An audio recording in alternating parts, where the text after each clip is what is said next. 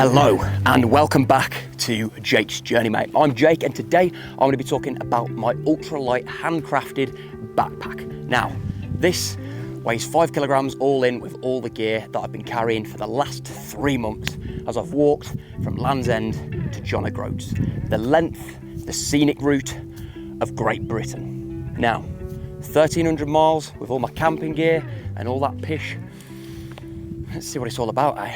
So, if you want to see what's in my sack and what's going on in my fanny, then join me for the rest of this video and we'll look at my hiking gear, camping gear, and what I might have cooked with. Come on. All right.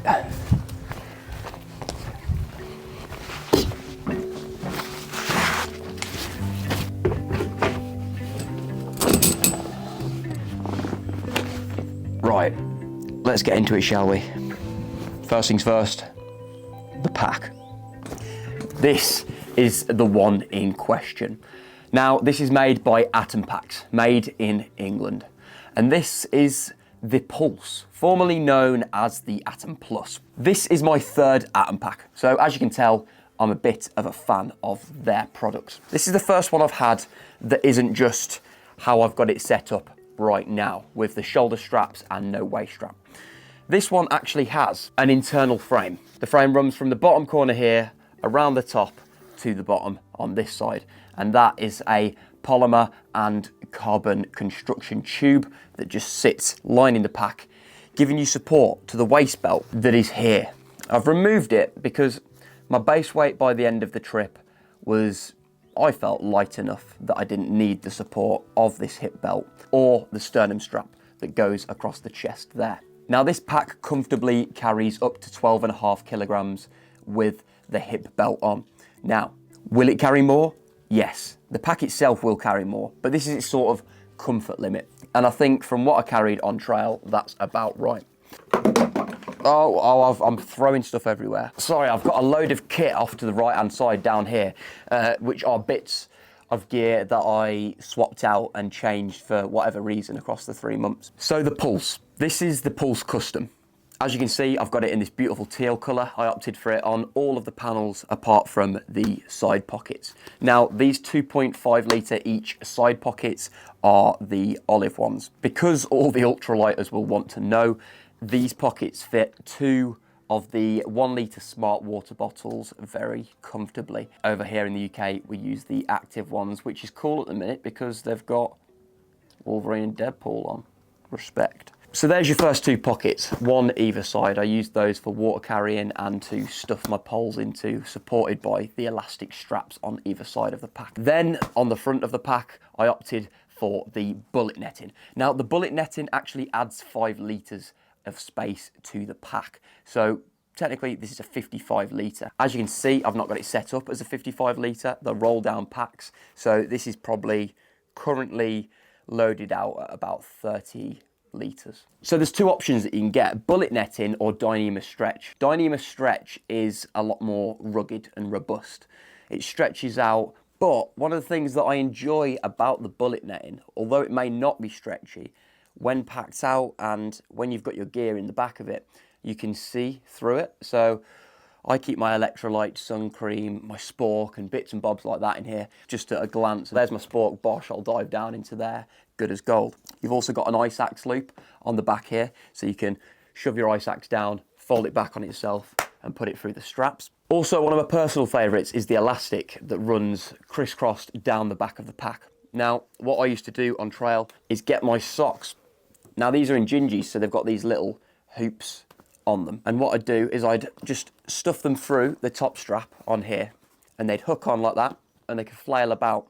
But I'd just hook them through the elastic on the back of the pack, and then they'd sit there drying all day and through the night until the next morning. So I'd have a fresh pair of socks every day.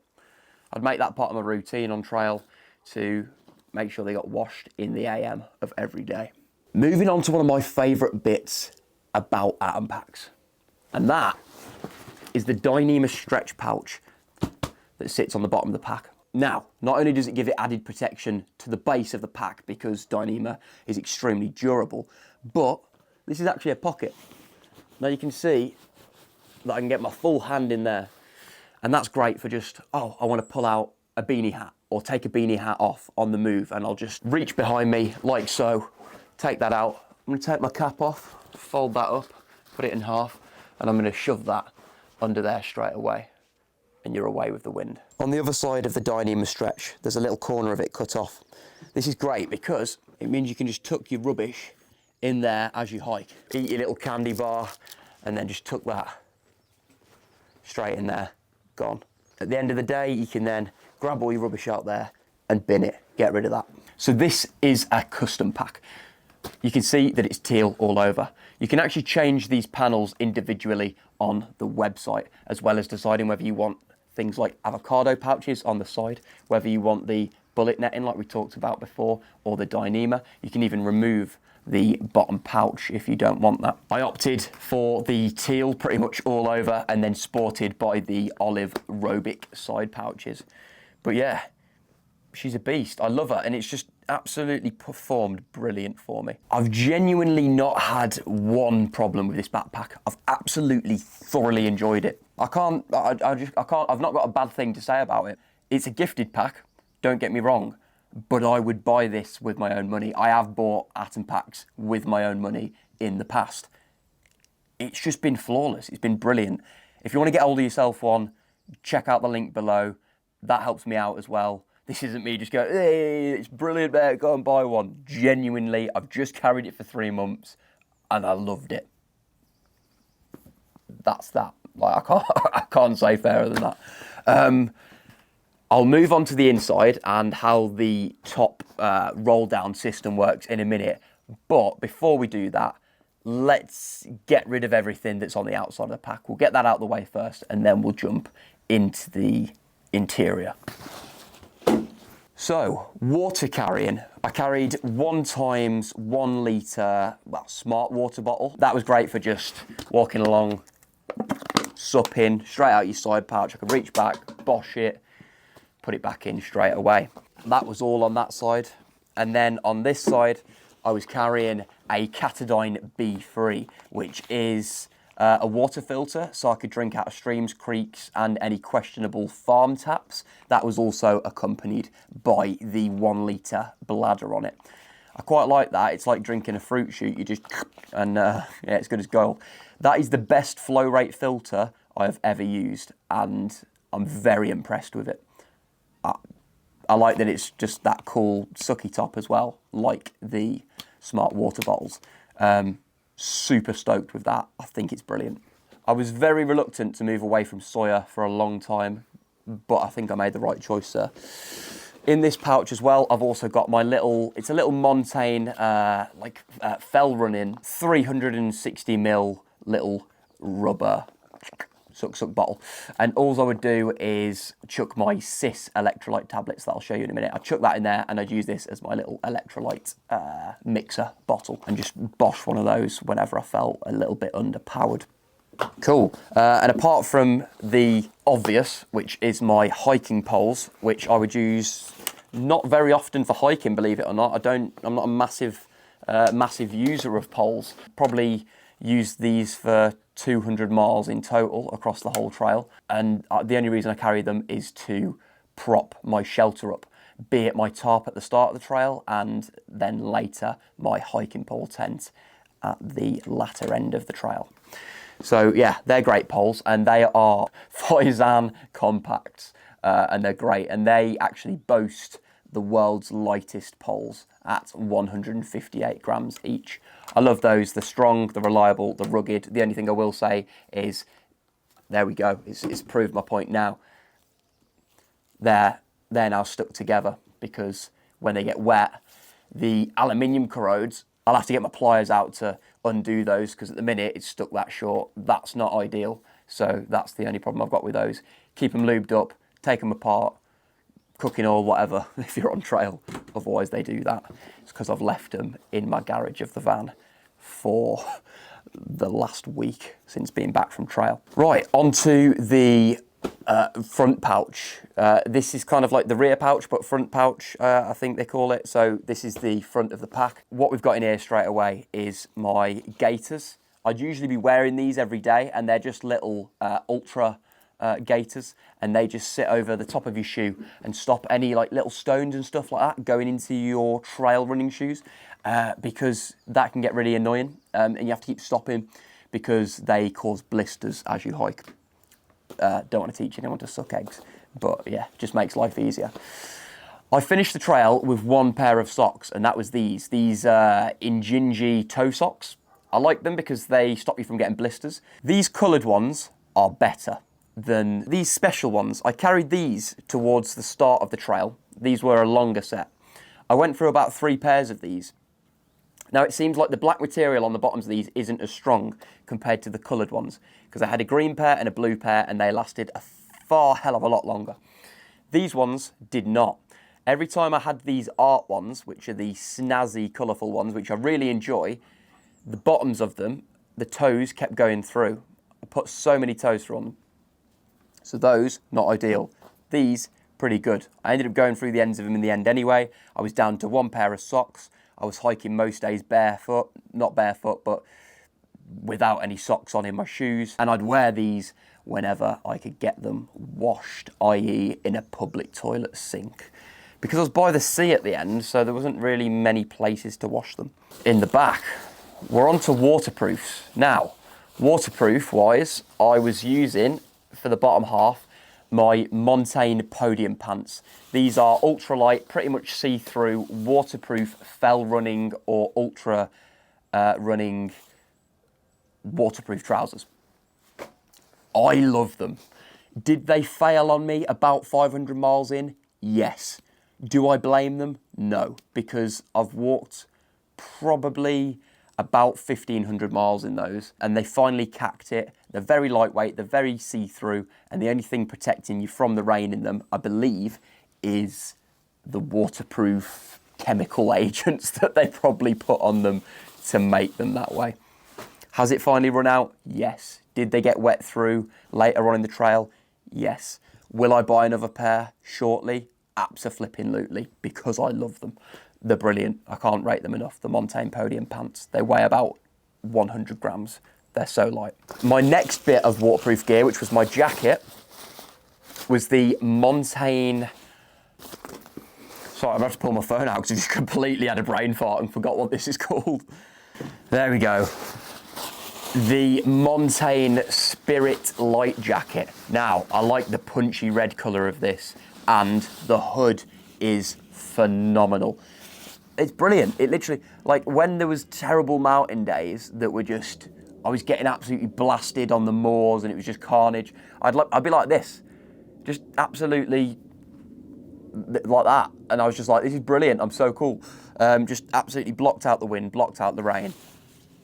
It wet through after about 3 hours of hard rain though. This is Gore-Tex Packlight Plus, and it weighs in at about 280 grams, which is a little bit heavier than, well, about 100 grams heavier than the likes of your Frog Togs. But it made me feel bomb-proof until it no longer did. Got about 3 hours, hard rain, and then you were starting to wet through. For about 230 quid, that jacket, I was impressed with everything but its waterproofness. And it let me down many times. I loved it. Hood, brilliant. Fit, brilliant. Colour, love it. Waterproofness, which is its whole intent, cack. That's gone. Polycro. This made up a vital part of my shelter at the start of the trail when I was tarp camping. I used this as my ground sheet. I also used this as my ground sheet in the earlier spectrum of the trail when it was dry and actually felt like summer. To cowboy camp, I'd lay this down. It's just super thin, cheap and nasty plastic. I'd lay it down on the ground, I'd put my roll mat out, and I'd cowboy camp under the stars. Brilliant. It was also great for stopping, pulling out the back of my pack, unfolding into a square about 40 centimetres by 40 centimetres, sorting my feet out, and sitting to have a picnic for lunch. Next, I've got a little plastic bag here, and inside it, I carried for a long time a bottle of oil to get more calories in. I got peed off with carrying that because I never seemed to use it. I've got some Nature Wash soap by Sea to Summit. That stuff was great for washing your socks and all that sort of pish, as well as being it's like a 7-in-1. Body wash, shampoo, dishwashing detergent, and clothes detergent. I'd use it to wash my clothes, my face, my feet, and whenever I get a chance to get a shower somewhere, that'd be the beast. So that was good stuff. I've also got my poo trowel in here, and that is a titanium one off Amazon. It's about 11 quid, and I'd use that to dig a cat hole if I needed to take a number 2 in the wilderness. There you go, no more on that. I have got toilet paper, but I'll tell you where that is in a minute, where the sun don't shine. Cis electrolyte tablets. These things are a godsend. Neck one of those back on the hot days. I was told by a good old boy, if you know him, you know him, Impala on Trel. I was told this on the coast path because it was red as last year, but if it's a very hot day, I'll drink 500 ml of this to every litre of water that I drink, and that just keeps you ticking over, because you can sweat profusely on these hot days, especially in England, because it becomes extremely humid. Next is this little foam cloth thing. I'd use this to dry out the condensation on the interior of my tent throughout the trail on those condensation-filled mornings. It just meant that I could, get rid of the condensation on the inside of my tent. There you go. No more explanations needed. I then had sun cream, which was the Solar Sport SPF 30, and that was great. It's just a little spray bottle. I'd only really use it for the backs of my hands and the backs of my legs, because I had my sun hoodie on and everything else was covered. On to the last 2 pouches of the 6 that surround the pack. These 2. This one, first things first, is where I keep my phone. This is the iPhone 13 Pro Max, and it's a big boy, and that fits in there quite easily. I used to have the iPhone mini, 13, 12 mini, and that also fit in there well. Yes, it was smaller. So both ranges, it wasn't annoying to reach down and grab it, and this one it isn't overly stretched. I probably got this out over, if it wasn't 100 times a day, every day for the 3 months hiking, I'd eat my hat. I reckon it's at least 100 times a day, because I'd be checking the map on my phone, and some of the trail was just carnage. So I'd just be walking along. Yeah, that's the right way, back in there. And I really enjoyed that, because although that looked easy to just bosh, in, out, that's really, it ain't going anywhere. So I like that, because there's nothing more annoying than keep constantly having to check the map. So to have it just there as you're going and not really have to think about how you're putting it away is class. That's all I had in that side, just my phone. And then on this side, I've got my Garmin InReach Mini, which is attached via carabiner to the extended daisy chain that I had put on as an optional extra for the custom pack selection. And that is that. I'd use this for sections where I couldn't get signal. Some sections on the coast path and some sections in the north, where it's a little bit more wildernessy.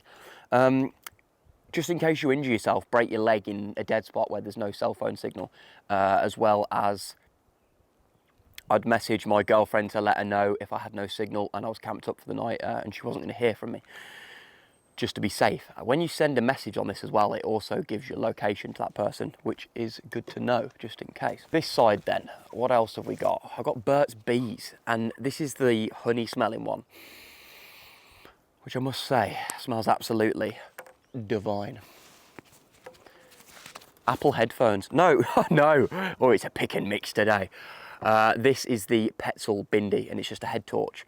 I didn't have to use it much, because on most of my trail, it was like light at 4 AM and dark at flipping 1 o'clock at night. So there was no need to look like my first backpacking trip. So yeah, good as gold with that. Pretty lightweight. I'll put all the specs for all this stuff on screen anyway. And there we go. that's where they are. The old Apple headphones, the saviours, the put them in your ears, put your hood up and crack on and ignore everyone sort of malarkey. I'd just go into shops with them, like, not even plugged in, but like in my ears, like no one talk to me. I'm being a flipping introvert today. And that's all I've got in the pouches. Let's get rid of that. The sternum strap that I showed you earlier sits across here, and the waist belt that I also showed you earlier sits across here. I used to sit it underneath my Roo, which is the fanny pack I'm wearing, but we'll talk about that in a bit. Right, come on, let's get into the main bulk.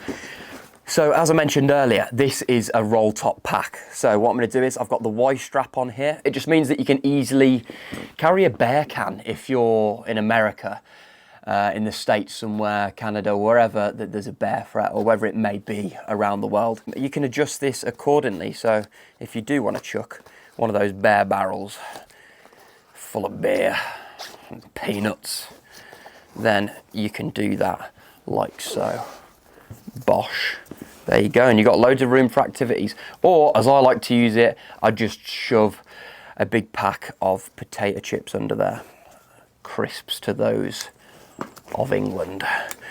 Undo that, unroll my pack. See, I had that rolled down then in a specific way that, I mean, it's personal preference, but what people usually do is have that unclipped, roll it down like so. You can then use it like a compression sack, and then you can bring them up and clip them together at the top like that. All personal preference. But yeah, unroll again. And you can see now how it can be up to 50 litres or 45 in that main compartment. So first things first in here is this beastie. And this is made of DCF. It's a 14 litre bag. And what it is my food bag. This is what I carry my food in. And it's basically what you'd use in the States as a food hang bag against bear threats. You just put a bit of string on this, yeet it up a tree and hang it away from the buggers. But it's for the UK. And in the UK, we don't have bears or wolves or anything that's going to come and eat our food, apart from mice. And that's exactly what happened to my pack at one point, and they nibbled through a little hole here in the bullet netting on the back of my pack. You know why? Because I was a pillock. You know why I was a pillock? Because I decided that it was a good idea to take a risk and leave a baby bell, which is a little cheese ball to anyone that doesn't know, in the back of my pack. And that mouse was all over that. I wasn't chuffed. Food bag. Stops mice, hang it high, sorts you out in shelters. Also congregates your food into one place. You can put what you want later in the week at the bottom, and you're good as gold. Then I've got my tent. This tent is the Gossamer Gear The One. Now I've got 1, 2, 3, 4, 5, 6, 7, 8 pegs in there, and it's a hiking pole tent. So those poles that I don't really use that I showed you earlier would keep this erected. I used this for the start of the trail, which was my tarp.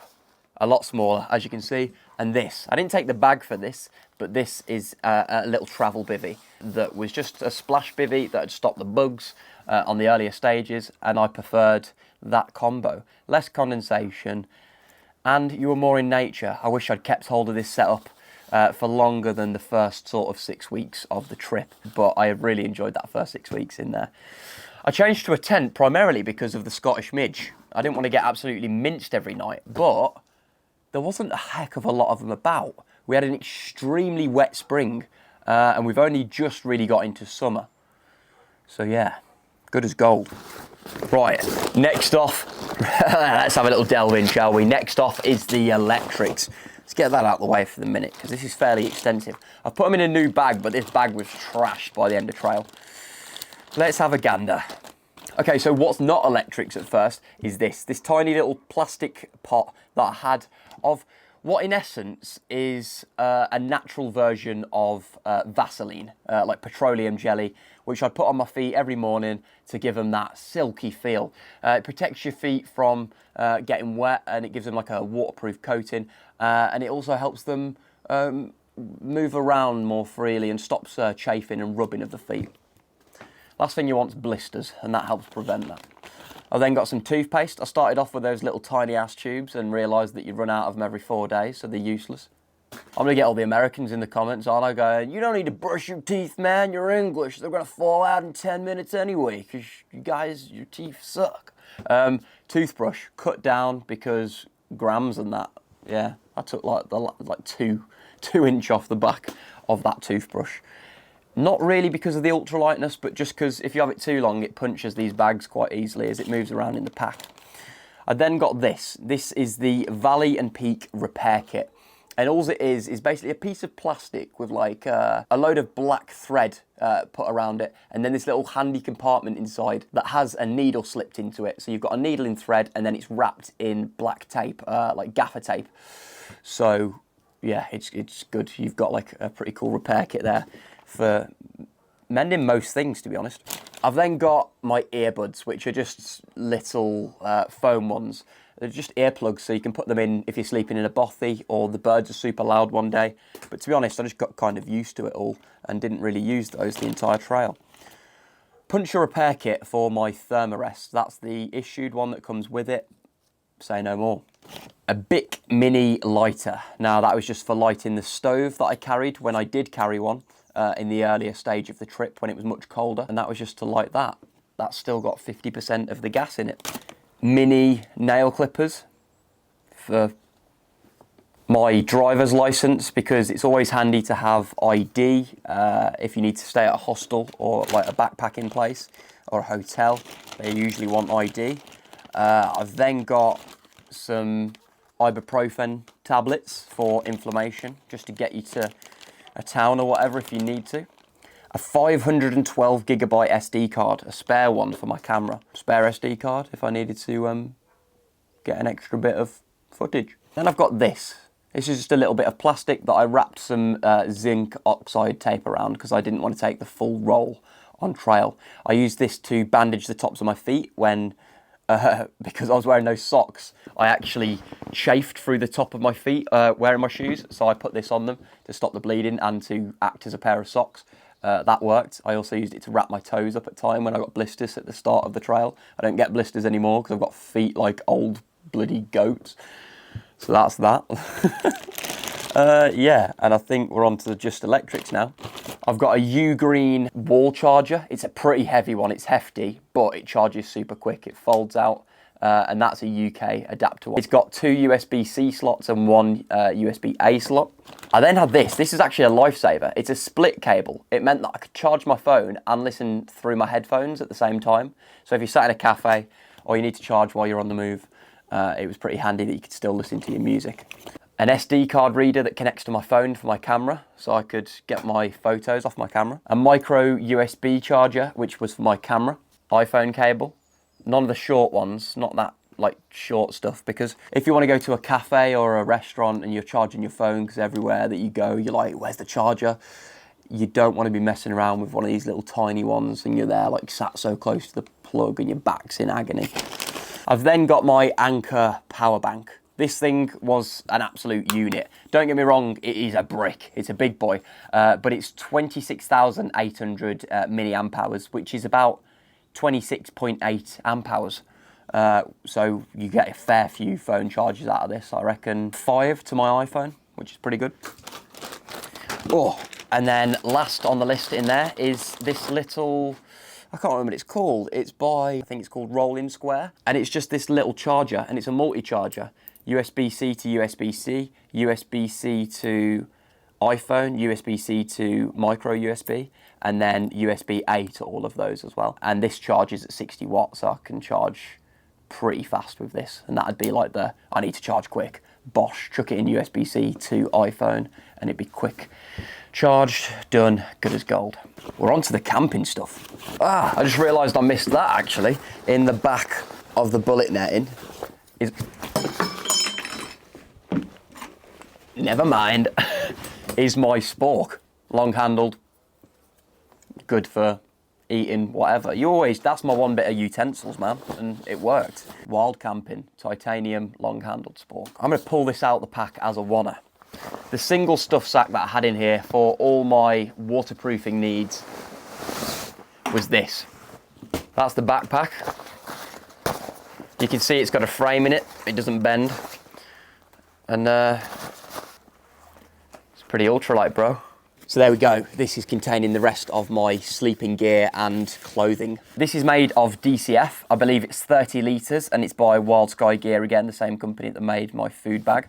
I really enjoyed this. I was using a Tesco carrier bag last season, which is ideal, but I kept ripping them.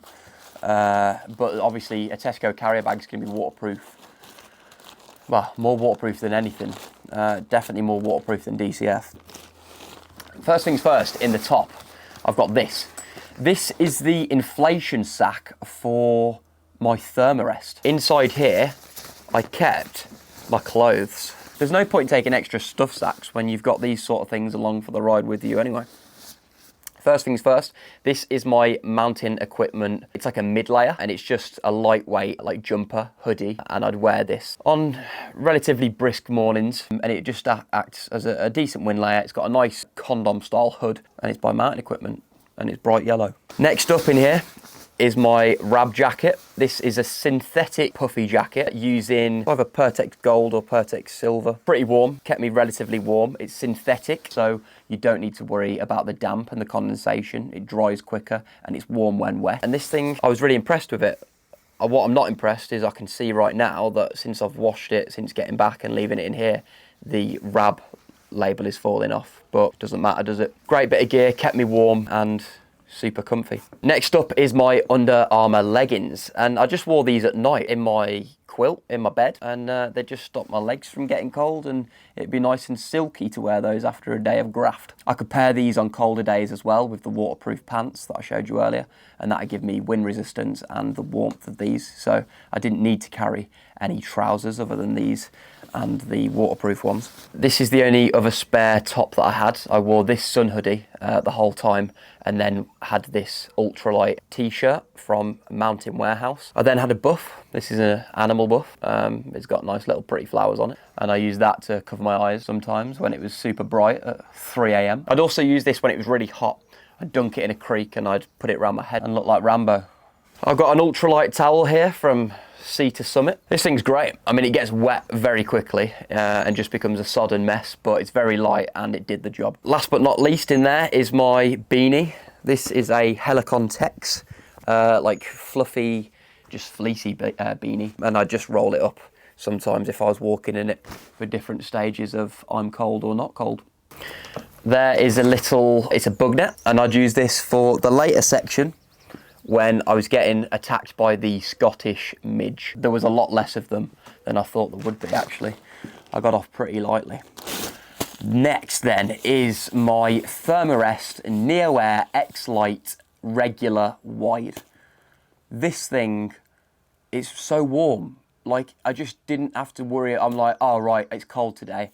I know I'm gonna have a warm night because I was protected from the ground, I was comfortable, I know I'd have a good sleep, and that's what I really valued about this. I got this from Valley and Peak. Now, first, when I set off on this trail, I was using a blue one of these, which, if you know, is the Thermarest Uberlight. That malfunctioned after about 2 weeks. The baffles that connect together, they decided to separate. And I spoke to Valley and Peak and they said, send it us back, and they then sorted it out. And then they sent it back with Thermarest under warranty direct, and they sent me out this one. And I can't rate it enough. It was absolutely brilliant. And I've had Thermarest for years, but this new inflation valve is absolutely great. I love it. So if you want anything, Valley and Peak do a massive range of outdoor gear and ultralight stuff as well. So if you want to go and check them out, I'll leave a link below, and that's also an associates link. So if you go and check that out, that sorts me out. I think this is the last thing. I think this is the last thing on the list. Maybe the one you've all been waiting for. I ditched sleeping bags at the start of this year. I used a sleeping bag all last year. It was a Mountain Equipment Firefly. I've gone to the dark side. I'm using a quilt, and this is a Enlightened Equipment Enigma quilt, and it is the synthetic -1, and I've got long, wide. And here it is. It's basically a sleeping bag that doesn't have a zip. It's got a sewn closed foot box, and it clips together or it clips around your mat.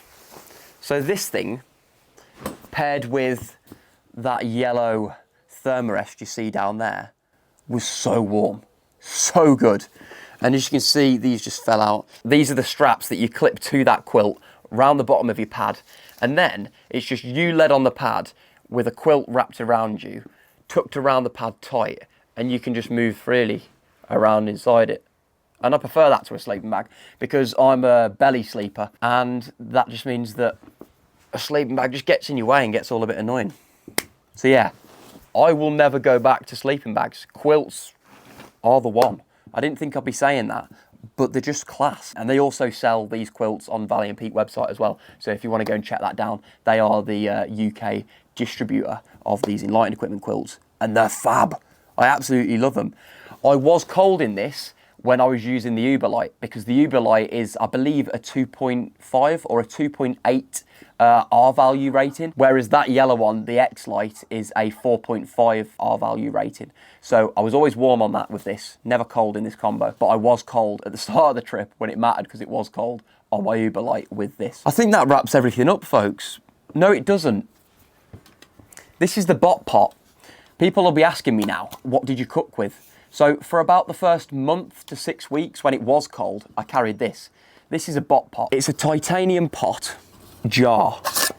So it's got a screw-on lid. So you can cold soak in it, but you can also take the lid off, and make sure you do take the lid off, because I'll tell you a story in a minute. You can cook in it because it's made of titanium.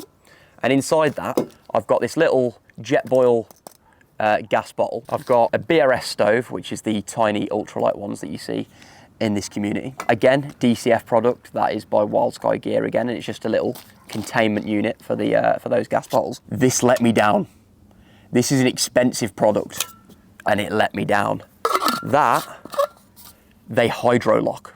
You get any heat near that while the lid's on, they lock. I was on a very cold night, staying in a mountain hut, and do you know what I did?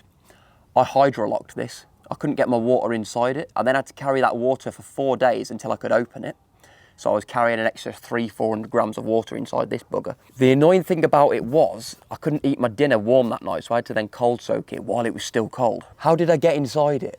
In order to open this, I had to pierce the tiniest little hole in this, in the top of it. It doesn't leak because I made such a small hole that it now doesn't leak, but it now can't vacuum seal itself. But I feel like that's a little bit of a design flaw. I'm happy with it now. I've made that modification. Now it works. It doesn't lock, and I can do that and it won't leak water. But these are about £100. That's not cool. And then there was this. This was the initial water filter that I used. This is the Sawyer Micro Squeeze on the another active water bottle. This was what I used to filter my water with at the start of the trail, probably for the first 2 months, to be fair. And then it was probably the final month I started using the B3. I much prefer the B3 to this because it's a faster flow rate and it's in that squeezy bottle. You scoop, you put on, bosh. This, you like trying to pee it around, trying to get it under the water, and it just wasn't much fun for me. So yeah, that's why I moved to the B3. My fanny pack. This is also by Atom Packs, and it is called the Roo, and it is in black Robic. Robic is the checkered material, and it looks cool. So there's like this little stretchy pouch on the front of it, and this is where I just keep my shade. It stops them from getting scratched, and you can just wham, quick access, bish bash bosh. These shades have seen better days, I'm not gonna lie. And then your zip pouch, you've got 2 zips on top and a waterproof zip along the top. That just stops any moisture getting down into there and causing you any dramas. Inside here, I've got my little mini tripod that I'd use for the camera that I'm shooting on right now, which is the Sony ZV-1, which would also sit in here. A little quad lock tripod mount, which means I could put my phone on the same tripod to get vertical shots. And then plastic bag, which is the same one since day one. It's got toilet paper in it. And I just pinch toilet paper from pubs and cafes and wherever I could get it from, just a few sheets until I made it to the next place if I needed to dig a cat hole in the meantime. This is where I'd keep my camera in this bag as well, if it was raining. And I'd just keep it inside the room. And 1 times spare battery for the camera that you're currently looking at me on. And that's that in there. There's actually a little back pouch in here as well, which keeps it relatively stealth. and that's where I keep my bank card. Just in case I got detached from my Bergen for some reason and I'd still got my fanny pack on, I'd know that I've got a bank card on me, even if I'd not got my phone, so I could get out of Dodge. There's also a little thing on here for your keys, which I didn't have any keys with me, so I just kept attached to it this little pin, and that was to pop any blisters that you might get that were causing you any irritants. And that's that. That is the fanny pack. Thank you so much for watching. It has been an absolute pleasure. Now, if you want to check out the backpacks from Atom Packs, then I will leave a link down below. And I will also leave one for Valley and Peak. They do an array of ultralight outdoor gear, as well as camping products like tents and mats and all that good pish. If you want to check those out down below, then they are my affiliate links, and they do sort me out and they enable me to carry on creating content like this for you all. And if you feel like it, don't forget to like, comment, subscribe, and smash that bell notification. Peace out. Been a pleasure. Happy trails, happy hiking, and look forward to the full documentary of the 3 months on trail that I will be producing and putting out soon. So hit that subscribe if you want to see it and see this gear in use. Peace, love, and happy trails.